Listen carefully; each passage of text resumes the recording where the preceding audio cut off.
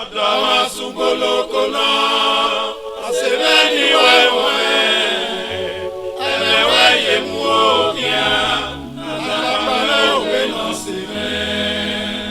Adama sungolo kono, asebeni wewe, elewe yemuokia, azapale ugeno sime. On a une one, tu es surpris, mais pour boys, tu as juste mal au yaguare, au saro, nous y bien, tu as pas boy, un one.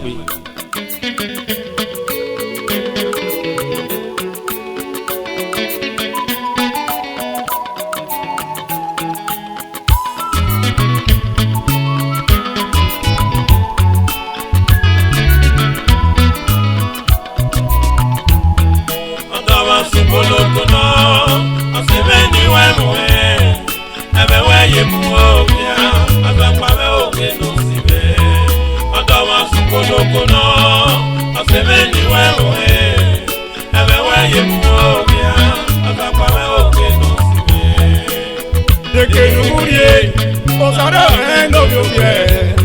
Inawakia yawe o, inawakia yubie. Wagirie o, azapa. Nuya pao, ave moya de yara biye. E mora biye, avo se yama yara biye. Na wa ki uge no do, na wa biye na imiede. Ugulo pe regele, pe mari ere nuge wo. Ugulo pe regele, u mari ere nuge wo. Opa no ya dame, ami ugulo ta o. Asapamege no seme, okiagi Nigeria Asapama no seme o, teke nurie, bemagije mori. Asano pamade iwo o, teke nurie ba, bemagije mori. Nuyapa o, ao magije. Magi we, mami yeke magi yewa. Adama sungolo kono, asebeni wewe. Ebewe yemuokia, azapale ugeno sime. Adama sungolo kono, asebeni wewe. Ebewe yemuokia, azapale ugeno sime. Digari olewo, magiro na te imwana tesu ya kwa moku. Pasi ala o, na imwana tesu ya kwa moku. Osara mege no uye, akakwa kwa mege no seme o. Ina waki ariave, ina we mogu nupe. Numana zedegi kwa kio uye, weke kelo begari ya woge na wani. Numana zedegi kwa kio uye, ele na no ya melama o. Wagati ya kwa ariave, eki ya matoki zede ya we showa.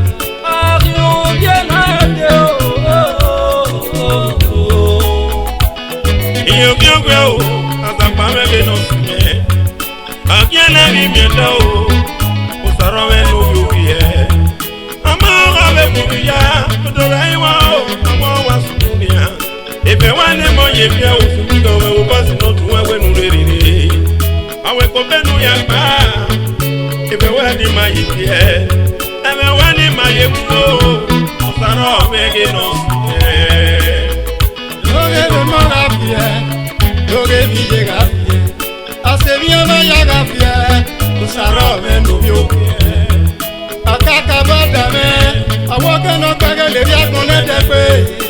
Lawo yuga bia inuye, asakpa bo me nubie.